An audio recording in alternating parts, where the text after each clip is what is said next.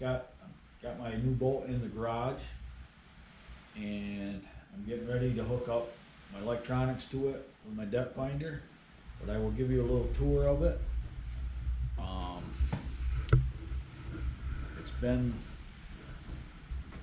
It's a big boat. I'm very happy with it so far. Haven't had it in the water yet. I don't plan on putting it in the water until I get my trolling motor on and my depth finder. So hopefully I'll go through the setup of that. It's a 24 volt system in Coda with an automatic down Altera. So I'm very tickled with that thought of not have to jump up on the bow every time and put the motor down. So I'll give you a little walk around now. Stop the camera for a minute. I'm going to take the top off. I'll walk you up inside it. Okay, I have the boat in the garage, as I said. I'll give you a little walk around before I take the top off. It's got the swivel out, I guess they call it a swivel out hitch, which makes the trailer itself shorter. And this thing here pulls up. I haven't used it yet, but I probably will, I'm sure. Spare tire. Didn't really ask for that, but they give me one, so in the deal. It's a nice, kind of like a dark red and black. It's a Lund 1775 Impact side console. It's got these roller rails, which I had on my other boat, which are handy for guiding up into the bed itself when you're bringing the boat, put it on the thing.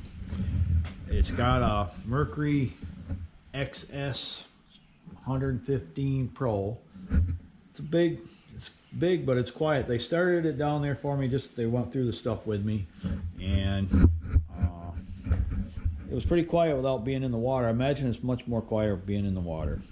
I had one of them pads put on for my transom, or for my depth finder, and I like that idea better than drilling into the boat itself. I did buy a transom saver for it.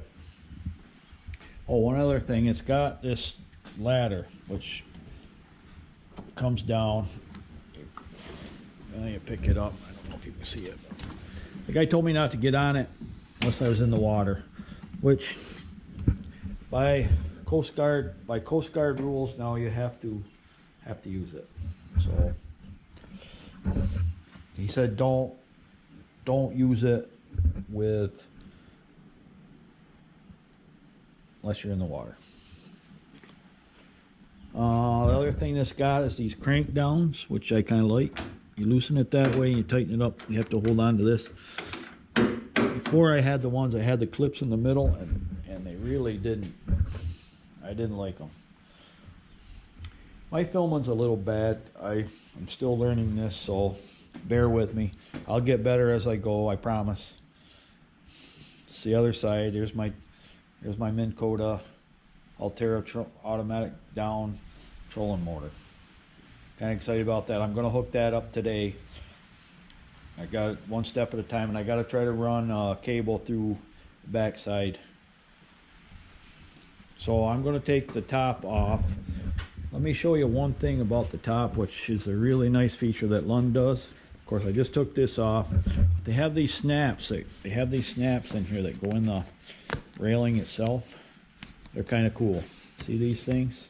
And there's like a thing along there. I don't know if you can see it, but when you're putting it in, it just goes up like this. It makes it so much easier than having them push button things. I never liked them things.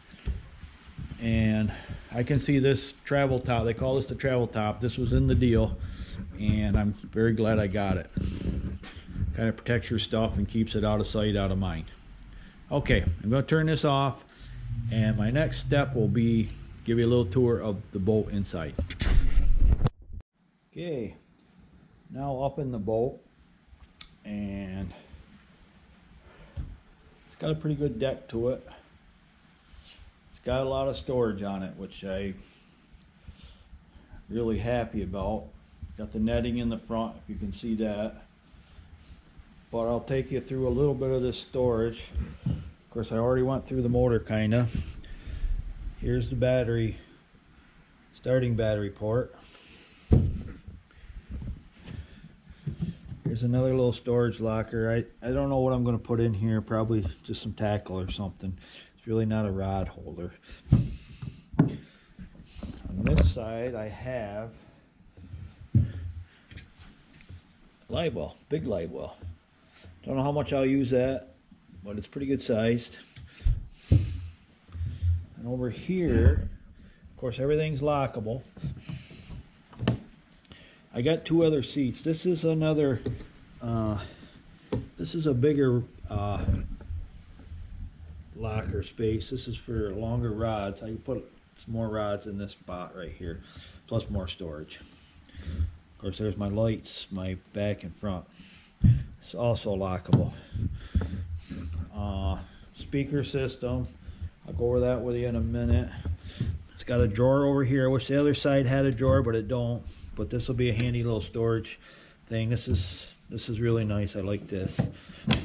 That's the only thing I really don't think locks. I don't have a key with it. Oh, wait a minute. Maybe it does. Yeah, there is a key slot there. I don't know if it locks or not.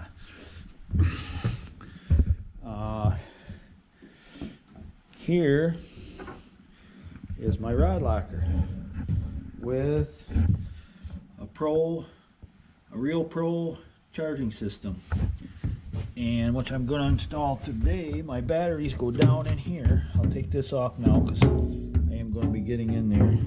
That's where my two batteries go. It's a 24-volt system. Pretty self-explanatory as far as hooking up. They give you all the stuff you actually need.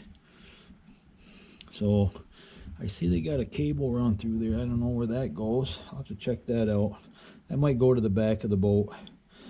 When I run the cable for the front depth finder, I'm going to have to make sure I send another cable with it, or two or three, because that would be awful hard putting that through there.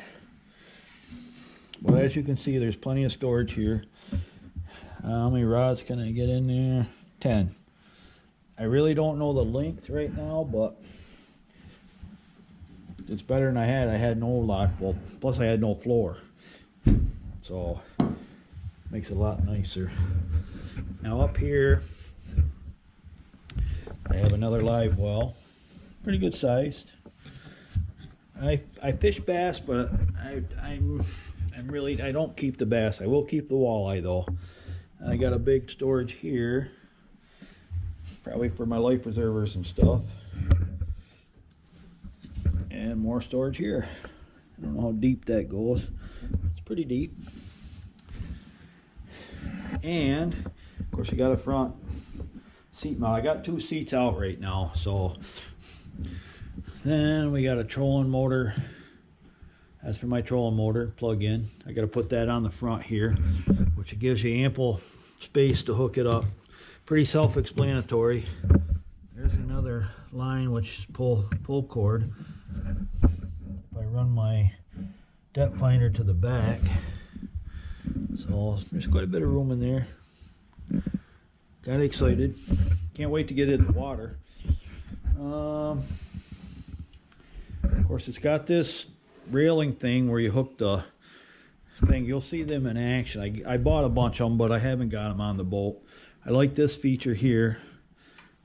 Pull that up, tie your rope off to it, tie your boat up. Then for the charging system, this thing right here, I guess I must have pushed that into it. Well, there's a plug-in behind there anyways. That's where you plug in for your charging. Okay, we'll look at the driver's side. I mean, this boat's pretty wide. It's 90, I want to say 98 inches wide, which is one of the biggest reasons why I bought it, because of the width. It should be better in the water. It's about all I could afford to, because it's I want one longer. It's a lot more money. Had all I do to choke this off, but being retired now, I guess, and I really wanted to get back into the fishing scene again. Here's a gas cap thing. I don't know how that, it's got a button on the side. I think it's a 30-gallon tank. I haven't put gas in. I'm going to strictly burn, I think it's a 30-gallon tank. I think I'm going to strictly burn high tests. I'm not burning that ethanol crap. I've had some bad experiences with that. They suggest, the dealer actually suggests you burn non-ethanol gas. Here's the thing. I've got the key in it. It's got a tilt wheel. You can see that. I don't know if you can see that, but it's got a tilt wheel. Radio system. It's kind of neat. Auxiliary plugs, USB port, like that. It's got a lighter thing, which I'll probably put another USB in that. Gauges. This is for your trolling motor. I haven't decided where I'm going to put my troll or my depth finder. Depth finder goes down through there. I got to fish that out through. And then it's got a rocker stereo, which is kind of neat. Seats are comfortable. It's a nice wide boat. I thought about getting a full windshield, but this is going to be basically a strictly fishing boat with a lot of filming out of it. So can't wait to get it in the water.